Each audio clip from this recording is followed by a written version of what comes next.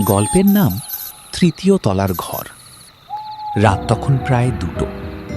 পুরনো বাড়িটা অনেক দিন ধরেই খালি পড়েছিল। তবুও অর্ণব আর তার বন্ধুরা চ্যালেঞ্জ নিয়ে সেখানে এক রাত কাটাতে গেল। বাড়িটার 3 তলা। প্রথম 2 তলা মোটামুটি ঠিকঠাক, কিন্তু তৃতীয় তলাটা পুরো অন্ধকার, ধুলো আর এক অদ্ভুত গন্ধে ভরা। লোকাল মানুষজন আগেই সাবধান করেছিল, তৃতীয় তলায় যেও না, কিন্তু ওরা হেসে উড়িয়ে দিয়েছিল। রাত 1টার দিকে হঠাৎ অর্ণবের ঘুম ভেঙে গেল। সে শুনতে পেল ওপরে কেউ হাঁটছে। ঠক ঠক ঠক, ধীরে ভারী পায়ের শব্দ। অর্ণব তার বন্ধুকে জাগালো, ওপরে কেউ আছে। বন্ধু বলল, এই বাড়িতে তো আমরা ছাড়া কেউ নেই। কিন্তু শব্দটা থামছিল না। শেষে ওরা দুজন টর্চ নিয়ে তৃতীয় তলায় উঠল। সিঁড়ি ভাঙতে ভাঙতে ঠান্ডা হাওয়া যেন শরীরের ভেতর ঢুকে যাচ্ছে। উপরে উঠে দেখি সব দরজা বন্ধ, শুধু একটা দরজা আধ খোলা। ভেতর থেকে হালকা ফিসফিস আওয়াজ আসছে। অর্ণব দরজাটা ধীরে ঠেলে খুলল।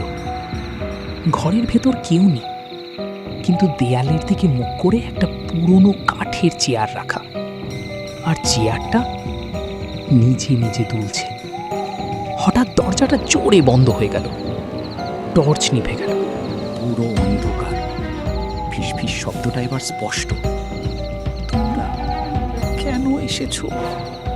অর্ণব কাঁপা গলায় বলল, কে তুমি? কোনো উত্তর নেই। হঠাৎ চেয়ারটা থেমে গেল। তারপর অর্ণব অনুভব করল তার ঠিক পিছনে কেউ দাঁড়িয়ে। গরম নিঃশ্বাস লাগছে ঘাড়ে। একটা কণ্ঠস্বর, আমি তোমায় চিনছিলাম, তোমরাই আমাকে ডেকে তুলেছ। অর্ণব হঠাৎ ঘুরে দাঁড়ালো, কিন্তু কেউ নেই। পরের মুহূর্তে তার বন্ধু চিৎকার করে উঠল। অর্ণব টর্চ জ্বালালো, আর যা দেখলো, বন্ধু দেয়ালের দিকে তাকিয়ে দাঁড়িয়ে আছে। দেয়াল ঠুকতে শুরু করছে। ঠক ঠক ঠক। বন্ধু থাম! কিন্তু সে থামছে না। তার মুখে এক অদ্ভুত হাসি। তারপর সে থেমে অর্ণবের দিকে তাকালো আর বলল, এখন তুইও থাকবি এখানে।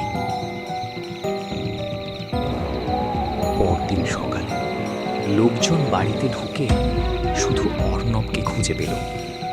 সে এক কোণে বসেছিল, চোখ ফাঁকা, মুখে এক অদ্ভুত হাসি। কেউ জিজ্ঞেস করল, তোর বন্ধু কোথায়? অর্ণব শুধু ধীরে বলল, ও তৃতীয় তলায় আছে। ও এখন আর নিচে নামতে পারে না। আজও সেই বাড়ির তৃতীয় তলা বন্ধ, কিন্তু রাত হলেই শোনা যায় দুজন মানুষের